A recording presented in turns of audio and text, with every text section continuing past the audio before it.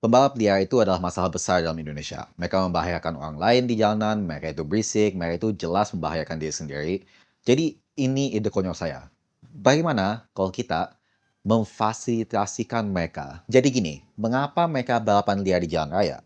Karena jalan raya itu murah, karena mudah diakses, karena track day itu mahal. Jadi bagaimana kalau solusinya adalah kita membangun lebih banyak lintasan balap. Kita bikin lebih banyak lintasan balap, kita kalau bisa bikin Nuremberg versi Indonesia, di mana orang bisa masuk ke situ, siapapun bisa masuk dan mengeluarkan semua keinginan mengebut mereka dengan harga yang setara dengan jalan tol. Dengan membuat lintasan balapan yang accessible, ini akan menarik lebih banyak ngabbers untuk mulai riding yang proper di lintasan yang terkendali dan aman. Ini juga akan menarik para pengusaha peralatan riding untuk datang dan membuat lebih banyak peralatan bagi lebih banyak konsumen ini, menurunkan harga peralatan, menarik lebih banyak ngabbers untuk mulai riding proper, menurunkan harga peralatan lagi, and so on and so forth. Hasilnya lebih sedikit pembalap liar dan lebih banyak lapangan kerja.